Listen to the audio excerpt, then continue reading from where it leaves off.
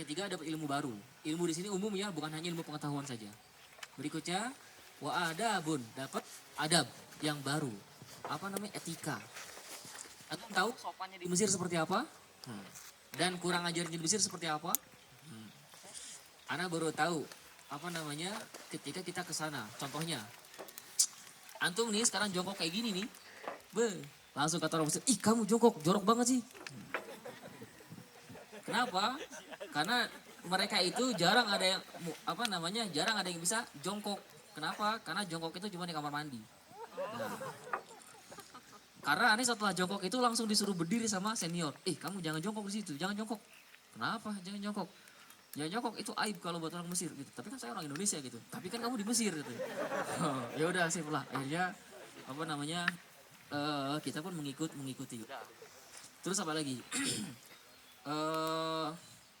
kita yang biasa tuh apa sih? Di kita misalkan sendawa biasa kan? Nah, kalau di sana sama kayak antum kentut di sini. Kamu sendawa sampai anak pernah nggak sengaja kemarin pas lagi di Turki lagi talaki kan? Karena habis makan apa namanya baru selesai makan. Ditoro tuh maksudnya kamu udah terap. Kamu terap ya? Kalau kita kentut ya. Kamu terap ya? Hah? Udah gitu aja.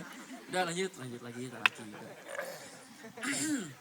Luar biasa lah. Apalagi ketika misalkan antum salaman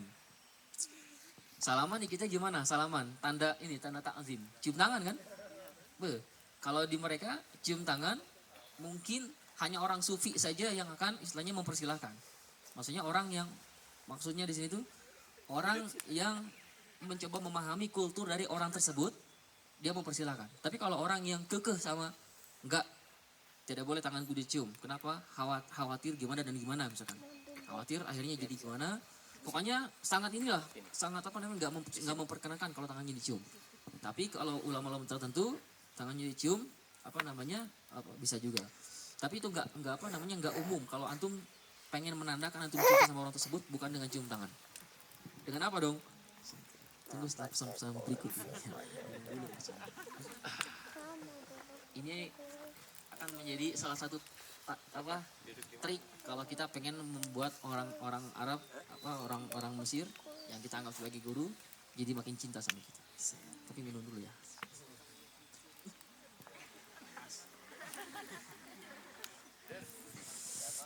Sama tadi? Gimana kalau kita pengen menunjukkan rasa cinta kita? Sebelum sang guru tersebut itu berdiri dari tempat duduknya, selesai talaki ya, sebelum berdiri di tempat duduknya, buru-buru cium ubun-ubunnya. Dan itu pasti tidak mungkin bisa dilakukan melainkan kita berada di soft depan, soft paling pertama. Salah satunya adalah yang jelas antum selalu hadir saja di soft pertama itu di depan mukanya saya tersebut ya. Udah. Gini aja udah. Walaupun awalnya nggak dikenal itu, lama-kelamaan pasti akan dikenal juga. Baru setelah mulai dikenal kita memperkenalkan diri. Cobalah kayak gitu. Kalau seandainya semua dokter Al-Azhar digituin, mantap. Dah. Apalagi? Nunduk lagi jalan. Coba antum misalkan jalan dari sini ke sana di soft kedua. Ya, di soft kedua antum jalan soft kedua ke sana. Soft itu agak luas ya, agak luas. Jalan ke sana. Itu jalan untuk normal, dibuat-buat atau pokoknya jalan yang beradab seperti apa sih? Coba jalan. Nah, gitu. Nah, itu ada versi kita kan? Ada versi kita. Kalau di sana, hei kamu, kenapa kamu membungkukkan badan? La tarka illa lillah. Jangan ruku kecuali hanya sama Allah Ta'ala saja. Maksudnya jangan rendahkan kepalamu, jangan bungkukkan badanmu. Kebayang kalau orang Jepang, hai, Cina, hai, arigato. Kalau kita gimana? Kita juga sama. Ternyata adabnya beda sama di sana, kulturnya. Kalau kita menunjukkan adab itu adalah ketika lewat itu ucapan salam. Assalamualaikum. Lau samah itu adalah kalau di kita cukup dengan punten. Lau samah udah lewat aja. Dan belum pernah satu orang pun orang Mesir kalau lewat misalkan soft sholat di masjid, punten tolong sama, hanya orang Indo aja yang kayak gitu. Maksudnya orang Indo dan yang sekitarnya ya. Indo, Malaysia, nundukin badan. Udah. Tapi mereka itu juga sama. Ketika kita ada di sana karena kita dianggap unik, makanya konteks kesopanan versi kita itu menurut mereka itu sangat luar biasa. Artinya banyak mereka itu terkesan kesopanan orang Indonesia itu membuat mereka itu jatuh cinta. Makanya kalau bisa dibilang ada di sana orang Afrika, orang Eropa, Amerika, Asia. Nah, bisa dibilang yang dipanggil anak-anakku sama dosen itu mungkin setahu ana itu hanya orang Indonesia aja. Karena pertama yang diundang makan malam ketika lagi lebaran, makan ke rumah dosen, namanya masih ingat sekali saat itu salah satu dosen undang kita makan dan mereka memanggil kita itu adalah Bunaya. Bunaya itu apa? Panggilan paling sayang dari seorang ayah kepada anaknya. Dan kalau mata pelajaran dosen beliau bisa dibilang hampir nggak ada orang Indonesia yang nggak lulus, selalu lulus semua. Ya, pokoknya dosen yang paling disayang sama kita lah. Ya, sebagaimana kita juga sayang sama dia, sama aja ya. Dia sayang sama kita juga sayang sama dia. Udah bentuk adab seperti itu. Terus apa lagi? Dah, itu adab. Terakhir, suhbatu majidi. Kita bisa bersahabat sama banyak orang-orang yang mulia, atau bisa punya teman baru, bisa punya guru yang baru yang luar biasa, bisa punya teman ataupun guru. Majid itu yang mulia.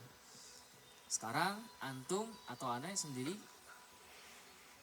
bisa dibilang relasi para masyayikh yang ada di dunia ini awal mulanya titik tolaknya itu adalah di Mesir. Kenapa? Karena di Indonesia ini kita masih berpikir bahwasanya ilmu itu puncaknya ada di sini dan di situ. Di sini dan di situ. Tapi saat itu kita berbicaranya masih dalam konteks hanya lokal Indonesia aja. Maka ketika di sana kita seolah-olah dibukakan. Ketika kita punya kesempatan talaki sama orang yang menjadi rujukan Al-Quran di dunia Islam, maka saat itu motivasi secara internal pun muncul. Ini kita sekarang sedang berada di dalam jalur Al-Quran dengan sanad tertinggi di dunia. Dan yang mempunyai sanad tersebut itu walaupun dari jalur yang berbeda-beda, itu hampir seluruh sanad-sanad awalnya kita ini sedang berada di jalur sanad yang sangat tinggi sekali. Dan setelah dilihat, beliau adalah salah satu dari murid orang yang paling terakhir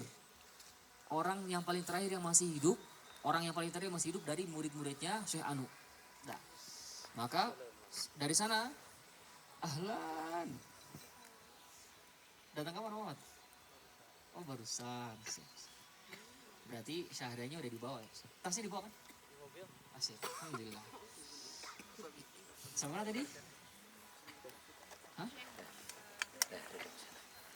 Guru, oh sih, tentang perguruan. Muhammad sini Muhammad, sini Muhammad, temenin, pasangan lagi jomblo nih. Dari tadi anak kode-kode nggak ada yang mau duduk di sini. Nah tuh Ziknya udah temenin tuh.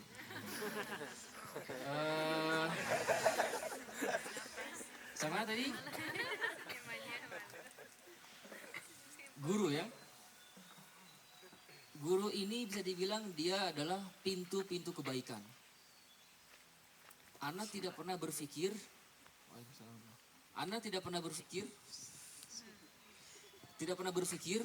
merasa rugi sedikit pun memberikan sesuatu yang walaupun itu di luar kemampuan secara pribadi ya, secara individu pribadi. Contoh misalkan gini. Ketika salah satu asisten dari salah satu guru ana menyatakan, "Antum mau ngundang beliau ke Indonesia?" Iya nih. Sebenarnya ana pengen ngundang beliau itu dari tahun 2010. Cuman kondisinya begini dan begitulah. Oh gitu ya. Tapi disebutin gini-gini gitu-gitu. Salah satunya adalah beliau itu kalau pesawat harus eksekutif. Ada satu mikirnya bukan eksekutif, kenapa nggak zuhud aja sih? Yang ekonomi aja yang penting kan nyampe gitu. Saat itu anak mikirnya udah berubah drastis dari yang sebelumnya. Kalau misalkan gini, suatu ketika Syekhul Azhar, Syekh Said At-Tontowi naik pesawat mau pergi ke sebuah kunjungan di daerah mana misalkan, saat itu daerah pastinya tidak disebutkan karena tidak terlalu penting, esensinya yang penting. Syekhul Azhar, orang nomor satu di Al Azhar, yang mana cabangnya itu bisa dibilang ada di seluruh dunia, hampir di seluruh dunia. Ketika diundang, maka asistennya mewajibkan yang mengundangnya itu harus pokoknya pesawat yang paling oke itu pesawat apa, harus pakai yang itu. Ditanyalah beliau, kenapa harus seperti itu wahai Maulana Syekh? Aku kalau undangan itu atas nama Al Azhar, maka aku berada di belakang Al Azhar. Artinya aku membawa citra Al Azhar. Dah. Tapi kalau aku pergi sendiri, misalnya lagi jalan-jalan kemana-kemana, nah aku pribadi, yang ada adalah aku pasti nyari tiket yang paling murah. Tapi kalau seandainya bawa nama lembaga, instansi, itu lain lagi. Karena betul, di sana itu akan berkaitan sama bagaimana dia menghormati instansi tersebut. Salah satunya adalah ketika dia memberikan fasilitas terbaik buat orang bisa dibilang nomor satu untuk Al Azhar. Akhirnya paham. Dari sana pun Anda memahami. Syekhul Maksori itu memiliki ma'had pertama di Mesir itu, kalau dibilang dari salah satu asistennya itu, dan Anda pun mengamininya karena bisa dibilang hampir setiap kampung di Al Azhar itu ada nama Dar Al-Maksurawi. Dar Al-Maksurawi. Entah Al-Maksurawi yang Syekh Al-Maksurawi ini ataupun Al-Maksurawi itu nama klan, nama keluarganya beliau. Ahmad Isa Al-Maksurawi. Tapi di sana sering nyebutin Dar Al-Maksurawi, Ahmad Isa Al-Maksurawi maksudnya. Itu adalah beliau dengan posisi sebagai Syekh Umumul Maksuri. Dah. Akhirnya salah satu malah kesebutinnya kan, sip lah. Langsung aja weh. Yang jelas kamu siapin segini. Gini fasilitas untuk proyek pesawatnya. Oh gitu ya, Anda harus ingat Syekhul Azhar. Oh iya, bukan ke pribadinya, tetapi lebih kepada bagaimana kita memuliakan beliau dan yang di belakang beliaunya itu. Kemudian setelah itu, untuk biasanya orang-orang di seluruh dimanapun dia mengundang, kalau untuk mengundang beliau itu biasanya untuk kafalahnya itu beliau memang tidak tidak mewajibkan ya, bukan tidak menakar lah, tapi asistennya itu yang vokal dia. Sekian. Itu beli Avanza kayaknya dapat tuh. Nah, sekian. Gitu ya. Itu saat itu anak dikasih tahunya itu sekitar bulan Januari. Iya, bulan Januari. Karena saat itu kita sangat ingin mengundang Syekh itu di bulan Januari. Cuman posisinya nggak memungkinkan karena ya kan berkaitan sama beberapa hal. Salah satunya juga kesiapan beliau, waktu dan juga pastinya budgetnya juga. Kemudian gimana kalau seandainya 6 bulan dari sekarang, berarti sekitar bulan Juni atau Juli? Oh, ya boleh sih. Akhirnya saat itu Ana bilang gini.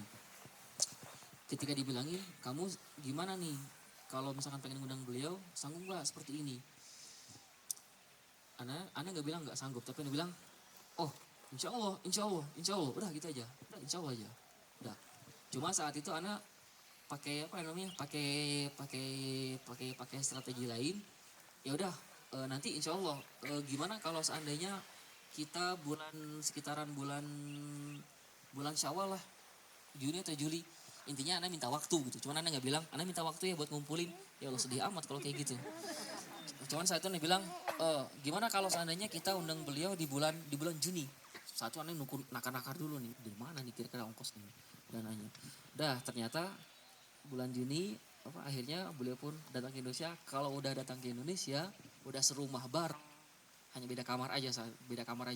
Kemudian setelah itu mobil bareng, ke pasar juga bareng, walaupun dari sebelumnya belum kenal sama sekali. Itu akan sangat dekat sekali. Dan dari sana Anda mempelajari bahwasanya kita ini ternyata jangan pertanyakan kita ini harus mengeluarkan apa, tapi pertanyakan kita ini harus dapat apa. Kenapa? Karena ketika kita berbicara, saya ketika bisa menjadi ahli waris beliau, itulah yang paling mahal. Bahkan lebih mahal dari apapun bisa dibilang. Ada Syekh Maksurawi. Kemudian dari jalur sini. Sekarang dari jalur Syamnya misalkan. Pokoknya masih tentang Suhbatul Majidi. Karena kondisi kita nggak bisa lama di Jeddah, karena Syekh Aiman Suhaidi itu tinggalnya di Jeddah. Hanya boleh di sana pun paling lama cuma 1 bulan karena visanya bisa umroh. Akhirnya kita pun nggak bisa banyak bermanuver, hanya bisa cuman ketemu talaki dan belum terlalu kenal. Kenal tahu sih tahu, cuman belum terlalu kenal. Kalau SMS-an itu biasa. Tapi apa namanya nggak sekenal beliau. Kalau beliau kayaknya udah nganggap sering nyebutnya juga nyebut anak tuh. Ibni. Terus waktu berjalan dan di sini bisa apa namanya menjadi sedikit gambaran 5 hal yang tadi itu. Imam Syafi'i mengatakan apa yang pertama? Tafarruju hammin. Yang kedua, waqtisabu ma'isyatin. Yang ketiga, masih apa enggak? Apa faedah dari safar? Artinya antum ketika safar itu apa gitu. Pertama apa? Tafarruju hammin. Yang kedua, iktisabu ma'isyatin. Yang ketiga, ilmu. Yang keempat, adabun. Yang kelima, suhbatul majidi. Bisa bersahabat, bisa punya teman, orang-orang yang baik. Sampai sekarang Anda punya teman namanya Khalil. Khalil ini bukan berarti satu-satunya sahabat, tidak, sahabatannya banyak ya. Cuman orang yang paling dekat sama Anda itu adalah beliau. Ana rencana nanti pengen ngundang beliau untuk dia sekarang sedang ngiri sama Ana. Kenapa? Karena dia lebih dulu hafal Al-Quran. Karena dia usia SD sudah hafal Al-Quran. Sedangkan anak baru hafal Al-Quran itu usia 17 tahun SMA. Tapi dalam track record di Mesir, dia sering Ana sindir. Khalil, coba baca surat ini. Baca dia. Jangan pakai hafuz dong, pakai yang kolun. Kolun. Nah, jadi sering dipancing, sering disindir kayak gitu. Gimana? Ente kok cuma hafal hafuz doang sih? Emang gak rugi apa? Gini-gini dan seterusnya lah. Akhirnya sekarang dia lagi sen Syatibi, Qiraat. Di Mesir sana. Terus lagi dia juga ngiri. Dia memang lebih duluan hafal, tetapi sering Ana sindir juga. Tapi dia masih belum punya sanad. Makanya, Lil, gimana ente baca hafal Al-Quran tapi belum punya sanad. Nah, ini dia pun sekarang sedang pokoknya inilah berusaha. Dan informasinya untuk hafaz sudah dapat, sedang lagi ngambil qiraat. Nanti rencana insya Allah bulan Januari kalau memungkinkan kita pengen ke sini untuk menjadi musyrif di tahfiz kita program yang 40 hari. Biar dapat sensasi langsung diajarin sama orang Arab, dan dia sekarang menjabat di Wizaratul Auqaf, kementerian, kalau sekarang Kementerian Agama sebagai imam dan khatib. Teman dan Khalil ini adalah orang yang pokoknya kalau Ana ngedengar orang Arab atau misalkan para guru berbicara bahasa Arab dan bicaranya terlalu cepat, Ana nggak terlalu paham, kirim rekaman suaranya, bilang sama Khalil, ini artinya apa, Lil? Artiin dong. Dan sampai sekarang masih selalu SMS-an. Sama pahaman juga sering SMS-an, cuma pakai Google Translate ya. Pakai Google Translate ya. Udah. Dan kemarin kalau ada yang hadir di haflah itu ketemu orangnya humble dia. Bahkan besoknya udah haflah itu pokoknya orangnya gimana sih, kayaknya hanya dikenal sama orang yang tahu lah pokoknya. Tapi kalau sama ini karena saking dekatnya ya, kalau sama dia mah Lil, ayo. Kalau misalkan Ana lagi malas nih, misalkan lagi malas kuliah nih, sama dia ditarik selimutnya. Mulana, malas banget sih ente jadi orang, tarik gitu. Malas dingin. Gak ada ayo kuliah. Udah, kuliah. Pokoknya sering banget malas. Terus kalau misalkan lagi ada persiapan ujian, kita lagi ketahuan lagi belum belajar misalkan, dia selalu datang ke rumah, belajar ente malas banget. Pokoknya gitulah. Tapi kata-kata dia itu menusuk gitu, malas. Tapi dari sana itu emang saya malas ya. Kalau orang pada belajar, kenapa saya mesti tidur? Akhirnya bangun. Cuman nggak tahu kalau di kita ya, kalau bilang gitu, kamu jangan kasih kata-kata yang negatif gitu. Ente nih hafalan sedikit banget sih. Gimana kalau di kita?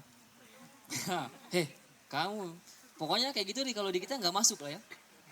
Pokoknya kalau bisa dibilang untuk memotivasi di Indonesia kayaknya agak serba salah. Tapi kalau di sana di Mesir celotak aja. Ente gimana? Baperan sih lah. Ente gimana sih, katanya pengen ngajar tapi Al-Quran aja belum hafal. Kalau mereka iya ya, makasih dia diingetin. Terus dapat teman-teman baik lah sampai sekarang.